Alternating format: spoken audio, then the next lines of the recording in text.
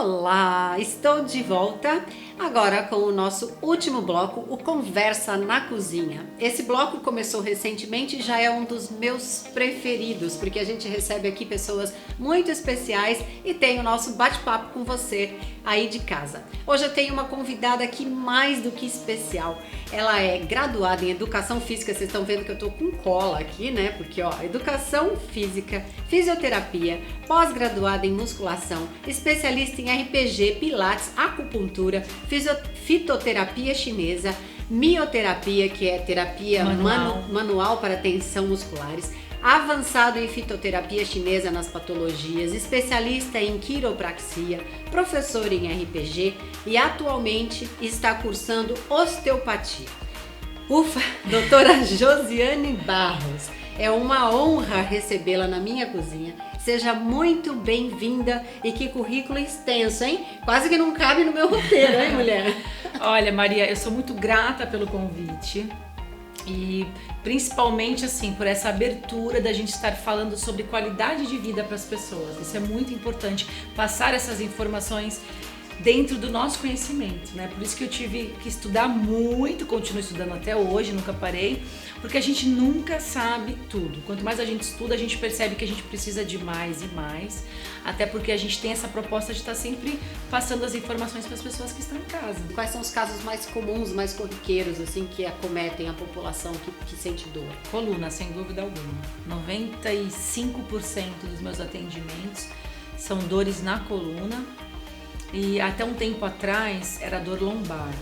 Hoje já está um pouco empatado com dor cervical por causa da era da internet no celular. Quando era só no computador, então essas pessoas tinham muitas recidivas de lombalgia, lombociatalgia por ficarem muito tempo sentada, né? Na internet, ser no computador. Com a era da internet no celular, hoje a gente percebe que está meio que equilibrado a dor cervical, as dores de cabeça, dores irradiadas, que é a cervicobraquialgia, que é uma dor cervical que irradia para o braço, junto com a dor lombar e as lombociatalgias, que é dor lombar com irradiação para o nervo ciático. Então meio que equilibrou esse movimento aqui. Exatamente. Aqui, né? Abaixando a cabeça e assim e isso aqui fica tenso, né? Fica tenso, e esse movimento de flexão da cervical, né? Você abaixar a cabeça, você flexiona a coluna cervical. Então, se você faz isso, você já aumenta de 2 a 3 vezes o peso do crânio em relação à cervical, quando você flexiona. Cada vez que eu flexiono, cada grau que eu vou para frente, eu vou aumentando a carga do peso da minha cabeça em relação aos meus discos. Que interessante. Exatamente. Sem contar que quando eu faço a flexão da coluna como um todo, seja a cervical, seja o tronco ou a lombar, o movimento natural fisiológico da coluna é deslizar o núcleo do disco, que é o recheinho que está dentro da nossa coluna, posteriormente. Então, naturalmente, quando eu flexiono, ele vai para trás, e quando eu estendo, ele vai para frente. Isso é fisiológico. Quem já tem uma compressão na coluna e não sabe, né, uma protusão de disco, uma discopatia degenerativa, que já é uma compressão, uma diminuição desse espaço entre as vértebras, ele já tem esse disco querendo migrar para trás. Pode ver que as hérnias de disco, elas são muito mais posteriores. Então, se eu já tenho esse problema, já tenho dor cervical, principalmente dor irradiada, formigamento de dedo, e eu ainda assim fico no telefone com a cabeça flexionada, eu tô jogando o meu disco ainda mais para posterior. Aí vai chegar uma hora que o ligamento que segura vai estourar, e aí vai ter a hérnia de disco, esse disco vai herniar, e aí ele vai começar a ter uma compressão neural, porque a medula passa atrás, né? Então, por isso que a era do celular potencializou esses casos de pessoas que já tinham desconforto ou não, ou a pessoa ainda não tinha nenhum sintoma, porém já tinha uma postura viciosa. Entendi. Como uma hipercifose, que aí consequentemente ele já tem uma cabeça anteriorizada, então ele já é assim. Aí ele fica assim, ele agrava essa postura viciosa que o corpo dele está adotando. Entendi. E aí o celular vai potencializar. Então a gente tem que tomar muito cuidado com isso, principalmente com as crianças, né? Até porque, falando em hérnia de disco, tem-se uma questão aí que eu já ouvi algumas pessoas comentarem que isso é doença de velho. Não é, né? Não. Claro que a gente sabe que o envelhecimento natural, né, que com a nossa idade, com a evolução, ao passar dos anos, nós temos uma tendência a envelhecer tudo, né? Não é só a parte de fora, pele, rugas, enfim. Os discos intervertebrais, eles começam a perder o seu poder de amortecimento, que é a complacência, eles são os nossos amortecedores da coluna, funcionam como um travesseirinho. Você começa a perder essa lubrificação articular. Então os micromovimentos da articulação começam a ficar prejudicados ao longo prazo, né? Com o passar dos anos, com a idade.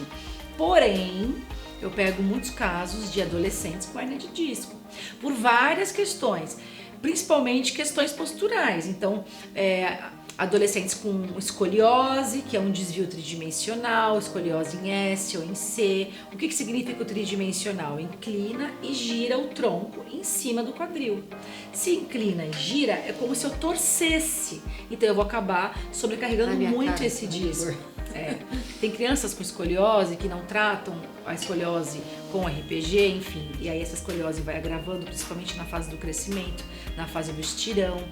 Adolescentes que fazem muito exercício, com muita carga, que começam a fazer exercício, querem ganhar muito músculo cedo também, muito cedo, e querem assim ficar, acreditam que pegando muito peso ele vai ter o corpo dos sonhos. A gente não pode esquecer da genética, que ela vem em primeiro lugar, a alimentação, depois o exercício.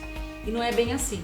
E aí a gente tem esse problema articular. Então, tem muitos adolescentes com hernia de disco, adultos jovens, por conta de exercícios com cargas excessivas e com uma execução de movimento errada. Uma pergunta: caso a pessoa já tenha uma lesão, né, e ela é praticante de atividade física, tem assim uma recomendação específica, algum tipo de atividade que ela possa ou não possa fazer? O que é mais recomendado? O que você aconselha? Ela sabendo que ela já entrou numa crise, tratou, que isso é muito importante. Tem pessoas que ficam tomando anti-inflamatório, não fazem o tratamento específico para tratar a causa da dor, com osteopatia, com acupuntura, com RPG, para corrigir essa postura, fica tomando anti-inflamatório e continua fazendo exercício. Isso vai tendo o quê? Um agravamento.